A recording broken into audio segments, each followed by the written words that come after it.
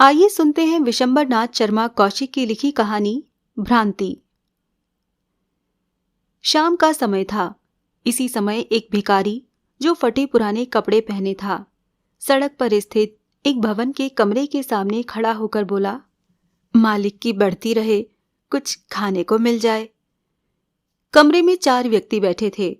उनमें एक बोला, तुम लोगों के मारे और नाक में दम है, यहां अपना ही ठिकाना नहीं, तुम्हें कहां से दें?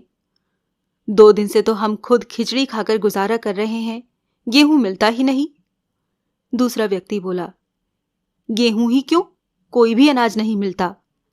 न जाने ये दशा कब तक रहेगी। पहले ने कहा, कुछ समझ में नहीं आता कि क्या होने वाला है। यदि यही दशा महीना 20 दिन रही तो त्राही त्राही मच जाएगी। तीसरा व्यक्ति बोला, त्राही त्राही तो अभी मच रही है, यूं कहिए कि लोग भूखों मर जाएंगे। हाँ साहब, क्या आश्चर्य है, जब कुछ मिलता ही नहीं तब मर जाना कोई ताज्जुब नहीं है। भिखारी बोला, सरकार, पैसा दो, पैसा मिल जाए। ये और भी कठिन समस्या है। पैसे और रेजगारी के दर्शन नहीं होते। आज 1 रुपया तुड़ाने भेजा, 3 बार नौकर वापस आया है। क्या कहा जाए, ये समय भी याद रहेगा। अरे भाई, तुम कहीं नौकरी वोकरी क्यों नहीं कर लेते? अभी जवान और हट्टे गट्टे तो हो। नौकरी मिलती नहीं हुजूर, भिखारी ने कहा। ये बात तो कुछ समझ में नहीं आती। नौकरी तो मिल सकती है, आजकल नौकरी की कमी नहीं। नहीं मिलती सरकार, सच कहता हूं। तो फौज में भर्ती हो जाओ, फौज में तो बड़ी जल्दी ले लिए जाओगे। तुम्हारे कोई है? फौज में तो मैं चला जाता, पर एक लड़की है सरकार, उसको किसके भरोसे छोड़ जाऊं? कोई नाते रिश्तेदार नहीं है? दूर पार के हैं, उनके यहां छोड़ने का चित्त नहीं चाहता। लड़की की उम्र क्या है? जवान है सरकार, उम्र तो मैं ठीक बता नहीं सकता, पर 20 बरस की होगी। तौबा, तब भी तुम भीख मांगते हो। नौकरी करके उसका ब्याह कर दो। भीख मांगकर तो तुम उसका ब्याह कर चुके। कौन जाती हो? मैं तो ब्राह्मण हूं सरकार। कौन ब्राह्मण? कनौजिया सरकार। ठीक है, ब्राह्मणों को भीख मांगना अधिक सहल पड़ता है। ये कहकर उसने एक इकन्नी जेब से निकालकर भिखारी की ओर फेंकी और कहा, कोशिश करके कहीं नौकरी वोकरी कर लो, आजकल मिलों में अच्छी तनख्वाह मिल रही है। इस तरह तो लड़की ब्याह होना भी कठिन है। भिखारी की लड़की से कौन ब्याह करेगा? हुजूर, आप ही कहीं रखा दें, जन्म भर गुण मानूंगा। और सुनो, लाद दे लदा दे, लादन वाला साथ दे। तो हुजूर, मैं तो कोशिश करके हार गया। कुछ क्षण सोचकर वो व्यक्ति बोला, अच्छा, कल हमारे पास आना। हमारा नाम शंकर लाल है। मकान का पता समझ लो। ये कहकर उसने मकान का पता बता दिया। भिखारी बोला, किस समय आऊं?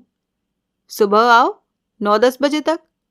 बहुत अच्छा, भगवान आपको सुखी रखे। इतना कहकर भिखारी आगे बढ़ गया।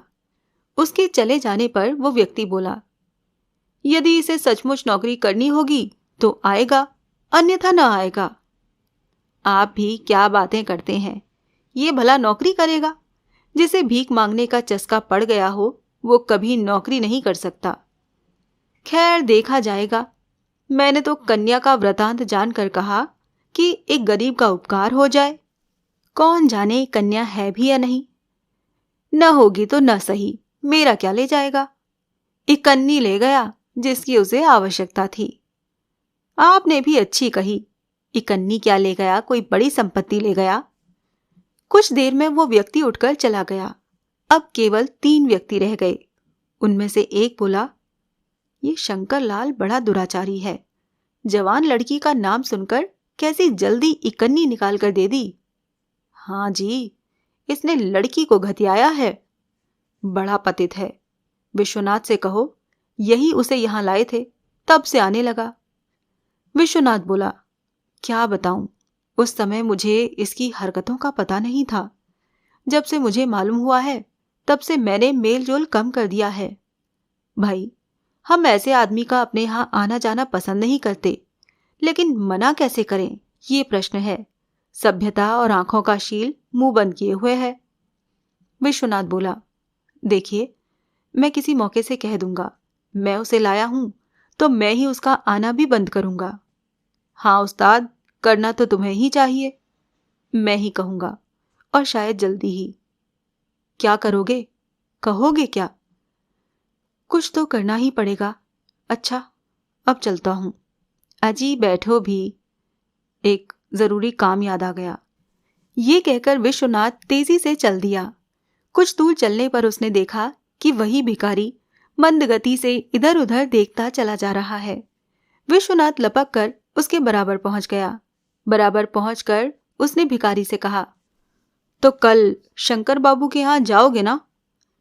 भिखारी विश्वनाथ को ध्यानपूर्वक देखकर बोला, ओहो बाबू, जी हाँ जाऊंगा।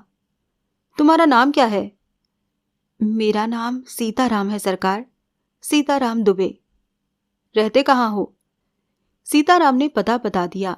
पता बताकर बोला, एक बाबू ने दया करके एक कोठरी और दालान दे दिया है, 2 रुपए महीने पर उसी में रहता हूं।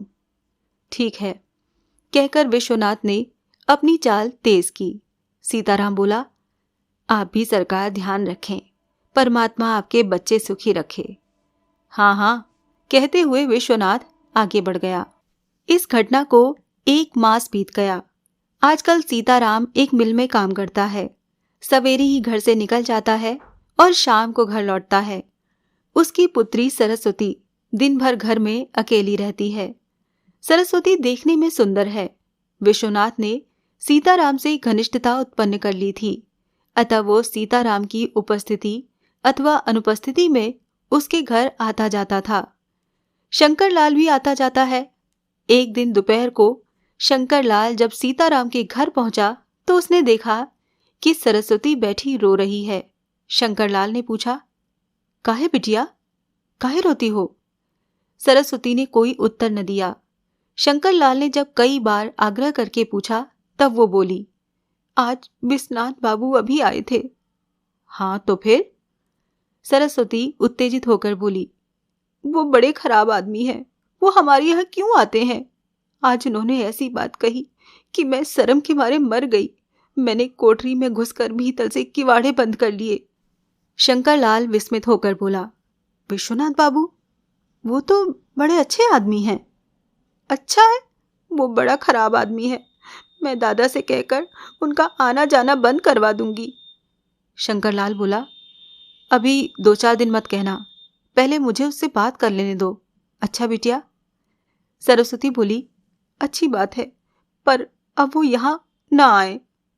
नहीं आएगा। उसी दिन शंकरलाल विश्वनाथ से मिला। शंकरलाल ने पूछा, क्यों विश्वनाथ, ये क्या हरकत थी? कौन सी हरकत? शंकरलाल ने बताया। विश्वनाथ सब सुनकर बोला, सरस्वती झूठ बोलती है। वो झूठ नहीं बोल सकती। उसके झूठ बोलने का कोई कारण नहीं है, तुम्हारे झूठ बोलने के कारण है। विश्वनाथ चिढ़कर बोला, तुम बेचारे मेरे सामने क्या मुंह लेकर बात कर रहे हो? दुनिया भर के दुराचारी व्याभिचारी मेरे विरुद्ध एक बात भी बता सकते हो? क्यों नहीं? क्योंकि तुम्हारे जैसे लोग बगुला भगत होते हैं और टट्टी की ओट में शिकार खेलते हैं, और मैं जो कुछ करता हूं खुले आम करता हूं। मैं जो कुछ करता हूं उसे संसार देखता है।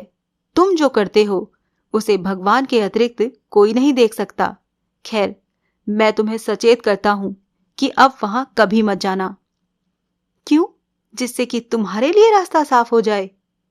नहीं विश्वनाथ, तुम्हारा ख्याल गलत है। मैं सरस्वती को अपनी बेटी के बराबर समझता हूं। बेटी? तुमसे ऐसी आशा तो नहीं है। तुम भला किसी जवान और सुंदर परस्त्री को बेटी के रूप में देख सकते हो? असंभव। हाँ, देख सकता हूं, क्योंकि मेरी वासनाएं बहुत कुछ तृप्त हो चुकी हैं। मैं केवल इच्छा करते ही किसी को भी पवित्र दृष्टि से देख सकता हूं, परंतु तुम नहीं देख सकते, क्योंकि तुम्हारा हृदय अतृप्त वासनाओं का भंडार है। इच्छित वस्तु सामने होने पर तुम उन वासनाओं को दबा नहीं सकते। तुम तभी तक साधु रह सकते हो जब तक तुम्हारे सामने कोई प्रलोभन न हो और अपनी इच्छा पूर्ति के लिए सुअवसर प्राप्त न हो। समझे? तुम में जो कुछ साधुता है वो कृत्रिम है, दुर्बल है। मुझ में जो कुछ थोड़ी सी भी भलमनसाहत शेष रह गई है वो वास्तविक है, ठोस है। समझे? अच्छा, बहुत बातें न बनाओ, मैं तुम्हें खूब जानता हूं। जानते हो तो ठीक है, परंतु अब कभी वहां मत जाना, वरना पछताओगे। वो सीताराम की बेटी नहीं, मेरी बेटी है। तुम्हारे जैसे लफंगे। विश्वनाथ इतना ही कह पाया था कि शंकरलाल ने उसके मुंह पर एक घूंसा मारा। विश्वनाथ लड़खड़ाकर दीवार के सहारे टिक गया। उसके नाक और मुंह से रक्त बहने लगा। शंकरलाल ने पूछा, जाओगे? विश्वनाथ भयभीत होकर बोला, नहीं, नहीं जाऊंगा। प्रतिज्ञा करो। प्रतिज्ञा करता हूं, विश्वनाथ ने हाथ से रक्त पोंछते हुए कहा। शंकरलाल चल दिया। मित्र मंडली में शंकरलाल अब भी बड़ा दुष्चरित्र और विश्वनाथ बड़ा सच्चरित्र प्रसिद्ध है, क्योंकि शंकरलाल ने इस सारी घटना का जिक्र कभी किसी से नहीं किया। अभी आपने सुनी विशंबरनाथ शर्मा कौशिक की लिखी कहानी भ्रांति। अगर आपको ये कहानी अच्छी लगी हो तो वीडियो को लाइक करें, और अगर आप मेरे चैनल पर नए हैं तो चैनल को सब्सक्राइब करें। मिलती हूँ अगली कहानी में, तब तक के लिए विदा।